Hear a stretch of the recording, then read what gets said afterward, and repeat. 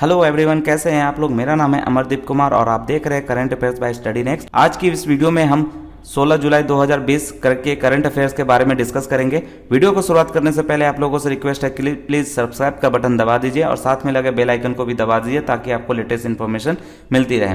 बढ़ते हैं next question की तरफ। हम हाल ही में केंद्रीय सशस्त्र पुलिस बल द्वारा आयोजित अखिल भारतीय पौधरोपण अभियान में किस केंद्रीय मंत्री ने शिरकत की। हमारे ऑप्शन है अमित शाह, राजनाथ सिंह, स्मृति ईरानी, प्रकाश जावड़ेकर।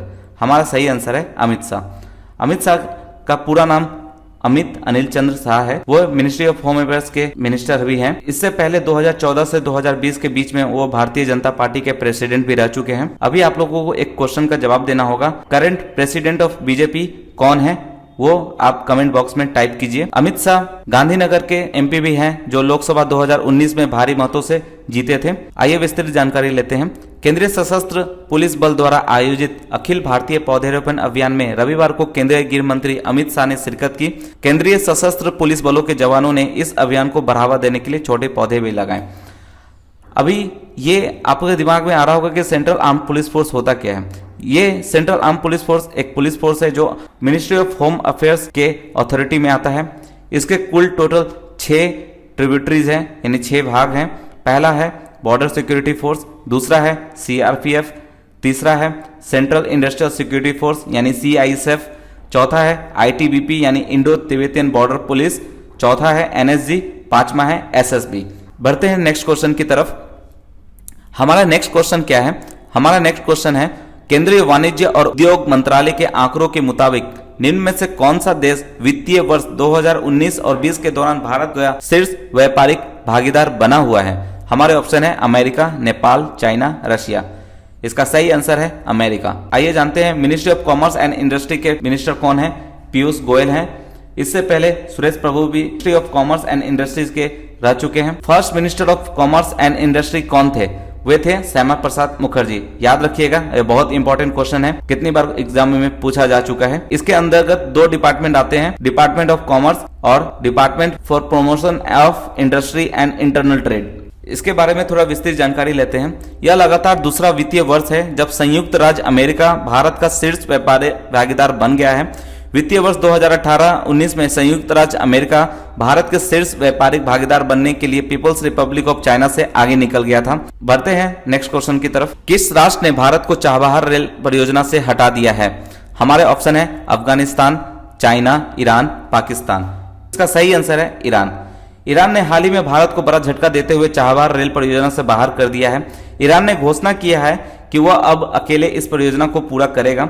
भारत के लिए ईरान का यह फैसला सामरिक और राजनीतिक तौर पर बड़ा एक झटका माना जा रहा है। इस परियोजना के तहत ईरान के चाबहार पोर्ट से लेकर जहेरान इलाके तक रेल परियोजना बनाई जानी है। इस रेल परियोजना को अफगानिस्तान के जारान सीमा तक बढ़ाए जाने का भी योजना है। ये आप देख सकते हैं मैप में कि चाबहार कहां पर है। ये चाबहार पोर्ट है, इंडिया द्वारा ईरान में पोर्ट बनाया जा रहा है। उसके जस्ट बगल में चाइनीज ग्वादर पोर्ट है जो पाकिस्तान और चाइना से मिलकर बनाया जा रहा है। जानते हैं ये चाबहार प्रोजेक्ट किस लिए इंपॉर्टेंट है। चीन भारत को स्ट्रिंग ऑफ पर्ल्स प्रोजेक्ट के जरिए भारत को चारों तरफ से घेरने की कोशिश कर रहा है। हाल ही में चीन ने पाकिस्तान के ग्वादर बंदरगाह के विकास के लिए 46 अरब डॉलर यानी करीब 3131 अरब रुपए का निवेश किया है। इसी कारण भारत भी अमेरिका और चीन के विरोध के बावजूद ईरान के चाबहार बंदरगाह को विकसित करने के लिए 20 अरब डॉलर करीब 1363 अरब रुपए की परियोजना शुरू करने के लिए 2015 में हस्ताक्षर कर चुका है। यह एक त्रिपक्षीय समझौता है जिसमें भारत, ईरान के साथ अफगानिस्तान भी शामिल है। यह बंदरगाह भारत के लिए बहुत महत्वपूर्ण है। इसके माध्यम से भारत के लिए समुद्री और सड़क मार्ग से अफगानिस्तान पहुंचने का मार्ग प्रशस्त हो जाएगा और इस स्थान तक पहुंचने के लिए पाकिस्तान के रास्ते की आवश्यकता नहीं होगी। यह हमारा चाबहार पोर्ट है। यहाँ से कंडाला जो गुजरात में पड़ते हैं वो 550 नॉटिकल माइल्स दूर है और मुंबई 786 नॉटिकल माइल दूर है। डायरेक्ट अफगानिस्तान से कनेक्टिविटी के लिए ये इंपॉर्टेंट पोर्ट माना जा रहा है। चलिए बढ़ते हैं नेक्स्ट क्वेश्चन की तरफ। किस दिग्गज खिलाड़ी को मोहन बगान लाइफ टाइम अचीवमेंट पुरस्कार से हाल ही में सम्मानित किया जाएगा। हमारे ऑप्शन है अशोक कुमार, बलबीर सिंह, मनोज कुमार, दिलीप सिंह। इसका सही आंसर है अशोक कुमार। आइए जानते हैं अशोक कुमार है कौन। Ashok Kumar Indian hockey player Dhyanchand जो बहुत ही दिग्गज हॉकी के प्लेयर माने जाते हैं, उनके बेटे हैं। He was the member of Indian team that won the 1975 world cup defeat Pakistan. उन्होंने पाकिस्तान को हराकर 1975 में वर्ल्ड कप इंडिया टीम के नाम हासिल किए थे। उन्हें 1974 में अर्जुना अवार्ड से सम्मानित गया है। यश भारती सम्मान उत्तर प्रदेश सरकार द्वारा 2013 में उन्हें से सम्मानित किया गया है। ये रही उनकी फोटो, आप देख सकते हैं। आइए इसके बारे में विस्तृत जानकारी लेते हैं। दिग्गज हॉकी खिलाड़ी अशोक कुमार को मोहन बागान फुटबॉल क्लब के स्थापना दिवस पर आयोजित समारोह में लाइफ टाइम अचीवमेंट पुरस्कार को सम्मानित किया जाएगा। मोहन बागान दिवस पर हर साल 29 जुलाई को मनाया जाता है। मोहन बागान ने 1911 में इसी दिन IFA शील्ड में ईस्ट यॉर्कशायर रेजिमेंट को 2-1 से हराया था। वे खिताब जीतने वाले पहले भारतीय क्लब बना था। आइए मोहन बागान के बारे में थोड़ा जानकारी लेते हैं। मोहन बागान हर साल 29 जुलाई मनाया जाता है। ये इस बार कोविड-19 के कारण यह इवेंट ऑनलाइन किया जा रहा है। एशिया और इंडिया का सबसे पुराना फुटबॉल क्लब है। यह एक इंडियन मल्टी स्पोर्ट्स क्लब है जहां फुटबॉल, क्रिकेट एंड एथलीट्स ये सभी खेले जाते हैं। बढ़ते हैं नेक्स्ट क्वेश्चन की तरफ। विश्व युवा कौशल दिवस कब मनाया गया है? हमारे ऑप्शन है 15 जुलाई, 17 जुलाई, 13 जुलाई, 12 जुलाई। इसका सही आंसर है 15 जुलाई। ये चीजें आप याद रखिएगा। जो डे है ये इंपॉर्टेंट होते हैं। ये डायरेक्ट SSC के एग्जाम और रेलवे के एग्जाम में डायरेक्ट क्वेश्चन पूछा जाता है, तो ये चीजें आप ध्यान में रखिएगा। ये है world youth day, skill day, जो 15 जुलाई को मनाया गया है। वर्ल्ड यूथ स्किल डे से ही प्रेरित होकर 15 जुलाई 2015 को स्किल इंडिया मिशन की शुरुआत की थी। इसका लक्ष्य देश के युवाओं को कुशल बनाकर उनके लिए रोजगार अवसर को बढ़ाना है। जब यह बना था, ये सभी देशों में यह आग्रह किया गया था कि वे अपने देशों में युवाओं के कौशल विकास में सहायता प्रदान करें ताकि ये युवा आगे चलकर बेहतर राष्ट्र के निर्माण में योगदान दे सकें। ये सेलिब्रेशन यूनाइटेड नेशन के द्वारा किया जाता है 15 जुलाई हर एक साल। इस बार का थीम है skills for a resilient youth. ये यूनाइटेड नेशन के सेक्रेटरी जनरल है एंटोनियो गुटेरेस। ये रही उनकी फोटो। बढ़ते हैं नेक्स्ट क्वेश्चन की तरफ। हमारा नेक्स्ट क्वेश्चन है, नाबार्ड वाटरसेट विकास परियोजना हेतु बैंकों के रीफाइनेंसिंग के लिए कितने करोड़ रुपए देने की घोषणा किया है? हमारे ऑप्शन है 6,000, 5,000, 4,000, 1,000। इसका सही आंसर है 5,000।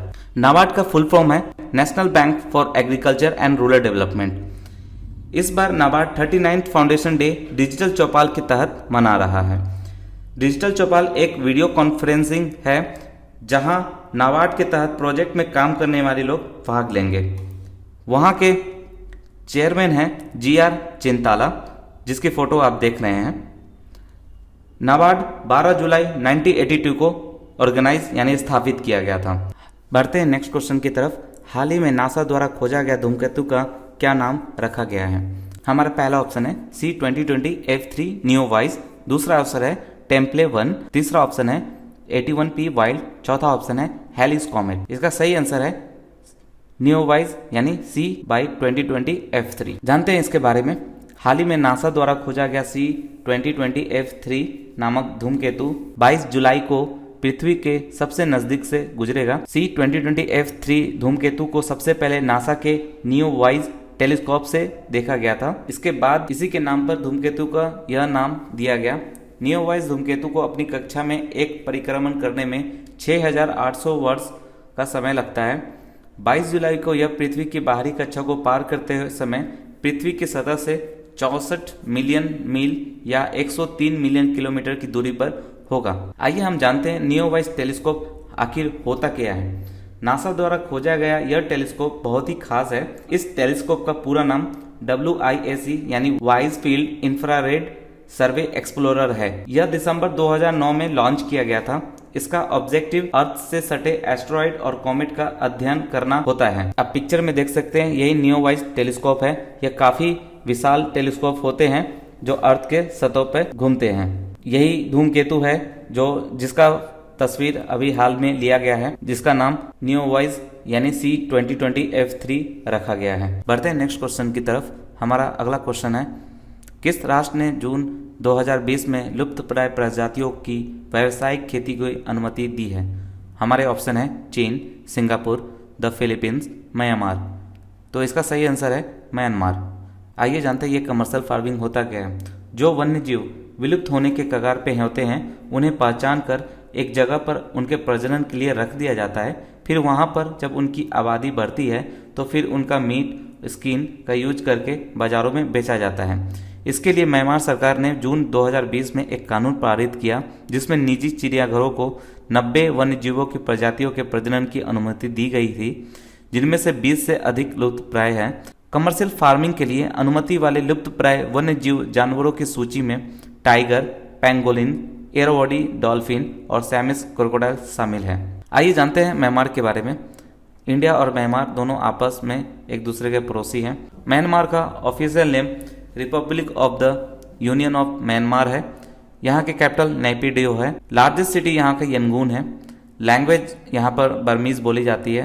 रिलीजन बुद्धिज्म यहाँ पर फॉलो की जाती है ज्यादातर। प्रेसिडेंट यहाँ के विन मिंट है। तो बढ़ते हैं हम अगले क्वेश्चन की तरफ। हमारा अगला क्वेश्चन है, सरकार सार्वजनिक स्वास्थ्य व्यय को 2025 तक कुल जीडीपी के कितने प्रतिशत तक बढ़ाने की योजना बना रही है? हमारा ऑप्शन है 1.5%, 2.5%, 2%, 3%। इसका सही आंसर है 2.5%। केंद्रीय स्वास्थ्य मंत्रालय ने सार्वजनिक स्वास्थ्य पर खर्च बढ़ाने का आह्वान किया है। केंद्रीय स्वास्थ्य मंत्री डॉक्टर हर्षवर्धन ने 15वें वित्त आयोग के साथ बैठक के दौरान सरकार का लक्ष्य 2025 तक सार्वजनिक स्वास्थ्य व्यय को धीरे धीरे बढ़ाकर राष्ट्र के सकल घरेलू उत्पाद का 2.5% करना है। आपको मालूम होना चाहिए 2008 से 2015 के बीच यह 1.3% था, जो 2016 और 17 में 1.5% ऑफ जीडीपी हो गया। नेशनल हेल्थ पॉलिसी के तहत यह 2017 से 2025 तक यह व्यय 2.5% ऑफ जीडीपी तक हो जाएगा। अन्य विकासशील और विकसित देशों से अगर हम तुलना करें, जैसे ब्राजील में 48%, चाइना में 56%, इंडोनेशिया में 39%, यूएस में 48% और इंग्लैंड में 83% है, तो यह बहुत ही कम हो गया।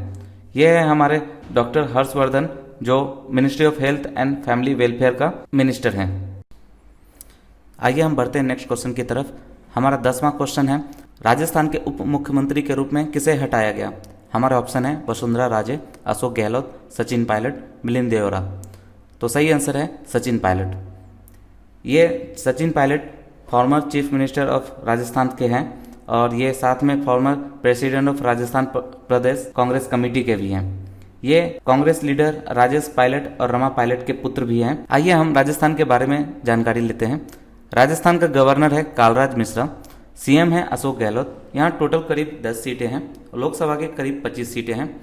यह राज्य पूरे भारत में एरिया के अकॉर्डिंग सबसे बड़ा है। राजस्थान में इंदिरा रसोई योजना बहुत ही फेमस हुआ था और ये काफी हाईलाइटेड हुए थे करंट अफेयर्स में। यहाँ वर्ल्ड की सबसे बिगेस्ट सोलर पार्क है जो जोधपुर में है, जिसका नाम भारला सोलर पार्क है, पर सुपोषित माह अभियान भी चलाया गया है। अब हमारी बारी है वन लाइनर करंट अफेयर्स की। वीडियो के इस पार्ट में हम दिन भर के जितने भी इंपॉर्टेंट क्वेश्चन होते हैं उन्हें हम एक लाइन में देखते हैं ताकि आप पूरे दिन के अपडेट रहें। तो हमारा पहला क्वेश्चन है, किस भारतीय कंपनी में गूगल ने 4 मिलियन अमेरिकी डॉलर का निवेश करने वाला है? इसका सही आंसर है रिलायंस जियो। दूसरा क्वेश्चन है, what is the name of who recently elected Poland president? Poland president जो अभी हाल में ही इलेक्टेड हुए हैं, उनका नाम क्या है? एंड्रेज डूडा। किस राष्ट्र ने चीन को दक्षिण चीन सागर पर 2016 के मध्यस्थीय फैसले का पालन करने के लिए बुलाया है? इसका सही आंसर है द फिलीपींस ने। अगला क्वेश्चन है, who has appointed as a ambassador of India to Turkmenistan? Turkmenistan के इंडियन एम्बेसडर का नाम क्या है जो अभी अपॉइंटेड हुए हैं?